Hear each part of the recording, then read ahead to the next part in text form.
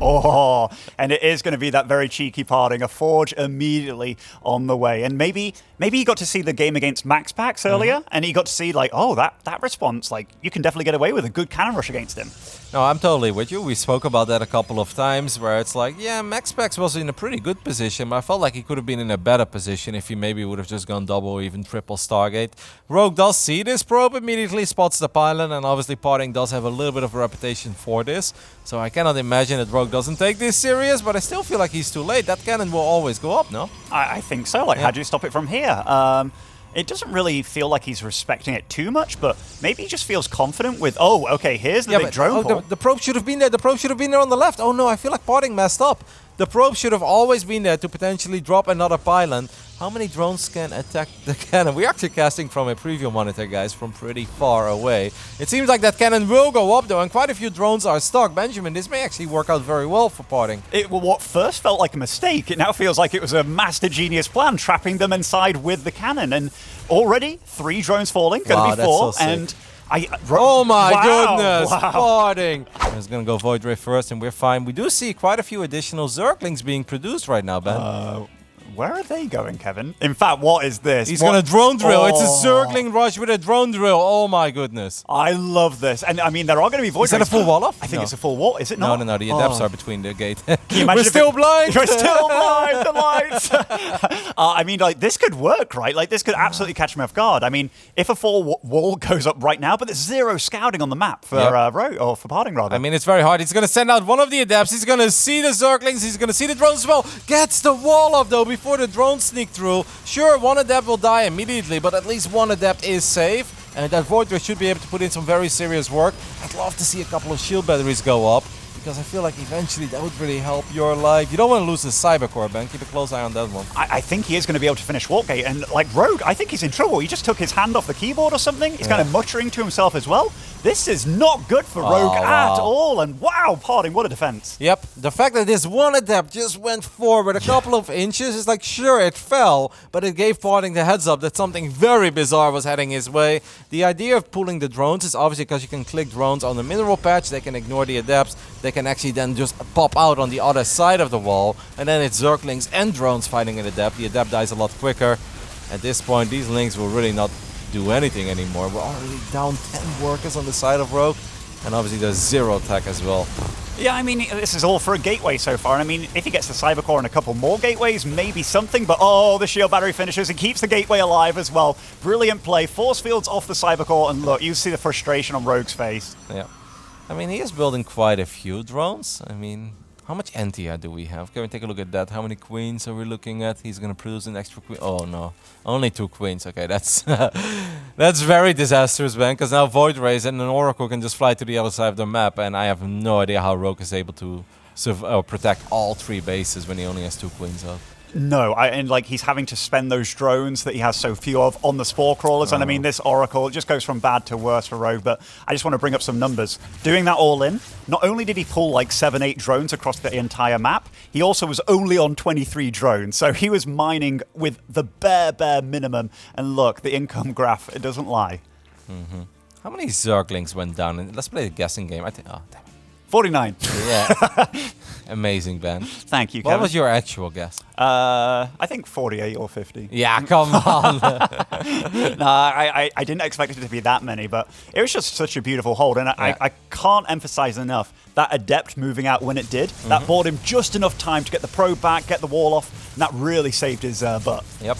Just getting that wall off there made all of the drones that were pulled pretty much useless. They just couldn't really add anything there at all. One adept was on the right side of the wall at this point, was never going to be in any sort of trouble. One Void Ray is in a bit of trouble, a little bit sloppy, but Parting is pretty far ahead in this game, so there's definitely a little bit of room for errors. Don't want to do that too often, though. You don't want to do that at all, I don't think. I mean, 1 Void Ray for a Queen, I'm not sure if it's entirely worth it, but it does look like he will be going for some Adept Glaives afterwards. And make no mistake about it, Parting's definitely ahead here. And I guess killing anything at this moment, given that he is ahead, it's never that bad of a trade. That being said, I don't know how Rogue's going to hold off this next wave of attack. Well, these Roaches and Ravagers are going to have to be mighty fine and truly powerful to stop whatever Parting is throwing his way. I don't know if Rogue can really get away with this. Rogue's done a good job of like breaking down the rocks so we can get a bit more of a flank, but when you're actually behind an army supply against a Protoss with the armies that are on the map, it's a very rough position to be in. And this Void Ray also puts a bit of a clock on this base because you have to send Queens over to deal with it, or get some lucky by. Oh my gosh, those Queens are being blocked by those Ravagers morphing in. Yeah, Parting getting pretty adventurous here already with all of his Stalkers and a couple of Force Fields in the mix as well. Extended Thermal Lens is about to finish up, but I don't see a single Colossus in this army. You gotta be a little bit careful against all these Ravagers. What Parting's control so far, I'd say, is pretty damn perfect. It is good, but Rogue isn't really losing that much supply yet. The Bios have been pretty good at kind of like denying the damage. It's actually a really close fight. Well, Ravagers is putting in some serious work. One of the Immortals does fall on the left side. Stalkers blink forward though. That's how confident Parting is that this fight is perhaps not as close as it may seem. He's like, nope, we've got this one pretty much in the bag. Another forward blink. Gets on top of the last 3 remaining Ravagers. The drones are being pulled. And this is what I was a bit worried about for Rogue. I just felt that he was too far behind to really rush into Hive like that. GG. Resonating Glaives is going to be the upgrade that Parting will go for out of his Twilight Council. And that means we're going to see a lot of Adept Shade towards the other side of the map. What I do like, man, is that he took the triangle setup. Because then I feel like one of your next is at least a little bit closer towards the Zerg. So you can just warp in those Adepts. And they can make it to the other side of the map just a bit quicker than they otherwise would have had. It is important for Rogue that he picks up on this. You don't really want to just go up to 69 drones and be like, oh, not a worry in the world. My opponent's going 3-base Stargate. Because then the Adepts can straight up kill you. But we know he already has a Roach Warren. And I would say that his scouting has been pretty good so far throughout this best of 5. Yeah, because I mean, it's not as if you can keep on throwing in Overlords against a Void Ray build, because then you're just throwing away money. So he didn't go for the Overlord speed and what have you, but that lair is finishing. The Lings have constantly been scouting as well. So what's he looking for here? He's looking to see if there's any more air units, checking the gases, which seeing all those gases is kind of scary. Yeah. I mean, Rogue immediately drops the Hydra then, and I can't really blame him for this. He's going to build some more drones as well. Because if I would scout that many gases this early on, I wouldn't really think that I'm about to be attacked. Why the hell does this guy have 6 gases if he wants to attack me? Well, we don't really know. What we do know is that Parting is shading towards the other side of the map with a lot of units. And if those are the only 3 Roaches that are in production, Rogue could be in a bit of trouble. I wouldn't mind a full wall off here. I wouldn't mind it at all, because that is not a lot of units to defend against these Adepts. I think he's keeping it there. He did, just to kind of bait the Adept shade there. And I mean, he's going to lose a lot of Queens though. I mean, the Roaches are simply not here yet. If I'm Parting, I would definitely try to just take down these Queens. He gets another one, so that's 3 out of 5 going down. Number 4 falls as well. Don't forget, we still have a Void Ray out. We still have an Oracle out as well, right? I mean, killing this many Queens, this is fantastic. Rogue simply was a little bit too greedy. He definitely was. He definitely was. I mean, losing 6 drones definitely sucks, but it's not the end of the world for him, I'd say. And he does technically survive. The thing is, I'm scared about the follow-up, because now it's going to be that very, very chunky army. The double Immortals being produced, charges on the way as well. It's not the, oh, nice Adept shading there, getting even more drones at the 3rd base. Nice focus fire as well by Parting. I say that and then he stops, but still, it was good play. He's not done yet. A few more Adapts are going to run into the natural. They grab 2 probes before they, or 2 drones, excuse me, before they even make it to the mineral line. 2 additional drones will fall down here as well. Look at the amount of damage that Parting is getting done here. Oh, Ben. Rogue is in some serious trouble. The Oracle shows up as well, and that's what I mentioned before. There simply isn't that much anti-air anymore. 27 drones have gone down. That's insane. Oh, I mean, like, okay, this army from Parting, though, that packs a real punch. There's, like, going to be 4 Archons in there soon. Quite a lot of Immortals. Rogue seems very good with his Ravagers, though, like the Biling and what have you. No, the movement of Roaches and Ravagers today has been excellent by Rogue, but I just don't know if that's going to save him here. Protoss army is better, and I gotta say, Parting has to be careful, because we've all been here as a Protoss where you feel like your army is more powerful, but then you don't really fight. What you end up doing is the Zealots run away from the rest of your army, the Immortals are not really participating in the battle. You can see a lot of Zealots going down already, Ben. Will Parting get the job done here? I'm a bit scared, because these Archons are fighting alone. They're all getting picked off one by one. Great micro by Rogue. The Immortals are in the top, kind of fighting the drones in the hatchery. Rogue's handling this about as good as he can, but there is so much firepower from Parting, and it's not slowing down. Nope, there's still more units coming in as well. That War Prism is still going strong. I gotta say, the Parting did drop a lot of supply already. All the Archons going down, the majority of his Zealots are going down. A couple of Desperation Force Fields, but now the Roaches do get on top of the Immortals. 2 out of 4 Immortals have already gone down, and I actually think that Rogue is about to pull off a just absolutely magnificent hold with nothing but Roaches and Ravagers. How the hell did Rogue just do that, man? I have no idea. Honestly, I think Rogue handled it really well, and I think Parting was maybe a little bit sloppy. Like the charge Zealots kind of overcharged. The Archons running kind of solo as well. I think if he kept his army all way more together, although it's more scary against the Bios, I think he'd have been far better off. I do have faith in Parting's play because he's been pretty meticulous so far with it. Oh my goodness, couple of Zerglings finding the High Templars. The Storms are magnificent, and I believe only a single Zergling survived this, so maybe that will actually finish morphing into an Archon. But it's still a nice catch though, because Storm is obviously way more terrifying when it lands on the Hydras, when it lands on the Lurkers. Can the Rogue hanging in just a little bit longer? He's got his range upgrade. The Muslim looks at me, he's like, of course he can. He's got Lurkers out.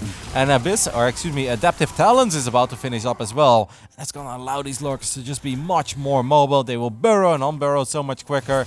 Ben, will Rogue drag this game out? He's put himself in a pretty decent spot with the amount of Lurkers that he has, Kevin. He really has, but he does have to be careful because one move out of position and Parting will be able to maybe get some damage done. Rogue is the savior of hatcheries today. Really is. Yeah, I mean, nothing will beat that save on the Romanticide, but this was a pretty good one as well, and I have the feeling that we're not done yet. Rogue now knows that there is a target on the back of that hatchery. Parting also knows that Rogue is aware of it, so we're going to get a funny little dance. Couple of Zealots in the main, going to try to distract our Zerg player. Can we take a look at the units lost resource tab, Observer? I'm really curious. Okay, it's dead even at this point. I do like the fact that Parting, though, he isn't all in with this at all. Like, I actually saw a few Stargates on the way and that +1 range weapons that you love so much, Kev. Yeah, no, if we're building a fleet beacon and we're going to build extra Stargates, then just start those air upgrades immediately. If you're a 4 or 5 base Protoss and you have ambitions, you know, not even saying that that is absolutely your plan, but you have a good feeling that you may be going into some carriers, into some Tempest later on, just start those air upgrades ASAP. It's very silly to start them by the time you have like 3 carriers out. It just upsets me a little bit, Benjamin. As it should, Kevin, as it should. Rogue is getting very well upgraded here, trying to move out to take a 5th base as well. Pretty diligent with his scouting, with the Lings constantly getting stuff done, but Parting moving in, and yet again on the south side. It's so funny, because it always feels like the Void Rays have so much potential, but then they never really do anything, right? Because all I see is Lurkers. And you would say that if you can split off 1 or 2 of those Void Rays, use prismatic alignment.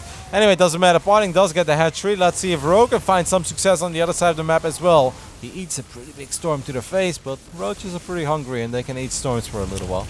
I love the fact that they have the just a couple of High Templars here for defense against a possible run by or such. And he's actually getting quite a bit of damage done, like at least denying the 5th base, which is good for Rogue. But I mean, he's got so many Lurkers and he's making so many more. I don't think he has any idea that the carriers are on the way? Yeah. I mean, he's got to have some sort of an idea, because this game is not supposed to be going as good as it currently is. And if things are going that well, it often means that your opponent is putting their resources elsewhere. The first carrier is going to review itself. I really think there's barely any anti-air here. Second carrier shows up as well. The storms are beautiful. Immortals will start showing up too. Parting is down 50 supply, but I think he's about to clean up a lot of these Lurkers. Actually, Kev, I think Rogue's actually doing this. I think this was the perfect timing. He actually takes out the 4th base as well. Kill the Cybercore. Oh, never mind, +1 is done. I mean, look at these Void Rays. This is what I was saying earlier. I thought that the Void Rays had multiple moments to fight Lurkers. They never really did, because I don't think Parting had a separate hotkey for the Void Rays. Maybe Void Rays are just not important enough. Maybe they just don't deserve their own hotkey, Ben. Maybe they're just more important things to group. But I definitely felt that a couple of times these Rays could have picked off 1 or 2 Lurkers, and they didn't get to do so because they were just clumped with the rest of the army. Oh, I'm with you all the way here, Kev. And look at the gas of Parting, by the way, and that's after he just spent like a good 600 of it. He went up to 2,500 gas, so holding off that attack could have been way easier spent, right? Like, just to be more fair, storms like, how do we really spend gas as a Protoss player? It's not that easy. Trying to bait me, trying to bait me.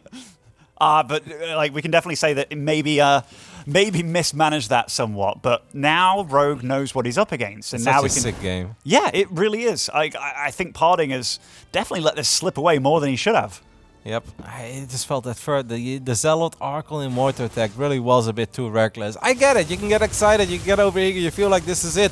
You've done so much damage with your adapts, and this was supposed to just be a walk in the park, right? Well, no, because Rogue has been able to pull off absolute miracles today with his Roaches and Ravages. And if he eventually gets up to the amount of Lurkers that his little Zerg heart desires, well, He just seems very difficult to beat. I love it. His Nexus finishes up. Rogue's here immediately. Storm is good on the Lurkers, man, but the interceptor count just feels a little bit too underwhelming to me. I actually can't believe that Rogue's doing it this game. Like, I felt that he was super duper dead, but he is playing so darn good here. Moving in with the Lurkers, moving in with the Hydras as well.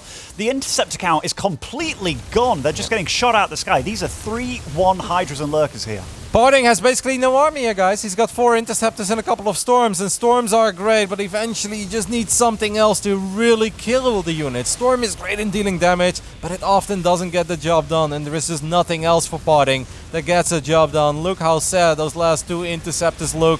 The army supply is deceiving. GG, Rogue with the reverse sweep. That's what you get, Rotterdam.